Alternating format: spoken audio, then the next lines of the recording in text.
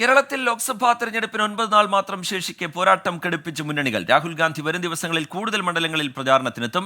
LDF-ന് വേണ്ടിയും ദേശീയ നേതാക്കൾ പ്രചാരണ രംഗത്ത് സജീവമായി കഴിഞ്ഞു.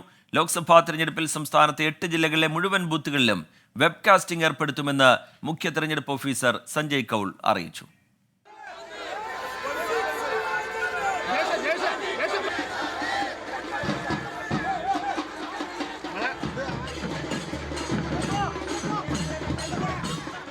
രാഹുൽ ഗാന്ധിയുടെ റോഡ് ഷോയോടെ ഉഷാറായ കോൺഗ്രസ് ക്യാമ്പ്. കൂടുതൽ മണ്ഡലങ്ങളിൽ രാഹുലിനെ ഇറക്കി പ്രചാരണം കൊഴുപ്പിക്കാനാണ് തീരുമാനം.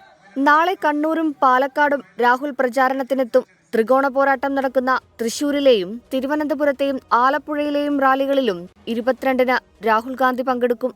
മാസപ്പടിയും കരുവന്നൂർ സഹകരണ ബാങ്ക് തട്ടിപ്പുമടക്കമുള്ള വിവാദങ്ങളിൽ LDF-നെതിരെ രാഹുൽ പ്രതികരിക്കുമോ എന്നാണ് ആകാംക്ഷ. താരപ്രചാരകരെ ഇറക്കി നിർണായക മണ്ഡലങ്ങളിൽ പോരാട്ടം കടുപ്പിക്കാനാണ് BJP-യുടെ തീരുമാനം. ദേശീയ നേതാക്കളെ ഇറക്കി പ്രതിരോധം തീർക്കാനാണ് ഇടതുപക്ഷം ലക്ഷ്യമിടുന്നത്. സീതാറാം യെച്ചൂരി, പ്രകാശ് കാരാട്ട്, ബൃന്ദ കാരാട്ട് ഉൾപ്പെടെയുള്ള ദേശീയ നേതാക്കൾ വരും ദിവസങ്ങളിൽ LDF-നായി പ്രചാരണത്തിനിറങ്ങും.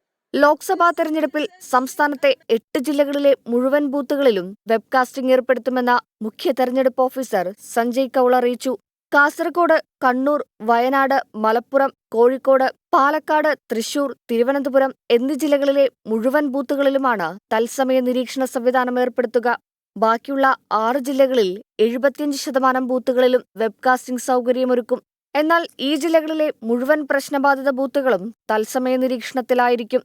ഒന്നിലധികം ബൂത്തുകളുള്ള വോട്ടെടുപ്പ് കേന്ദ്രങ്ങളിൽ തിരക്ക് നിയന്ത്രിക്കുന്നതിന് ബൂത്തുകൾക്ക് പുറത്തും ക്യാമറ സ്ഥാപിക്കും. 24 തിരുവനന്തപുരം.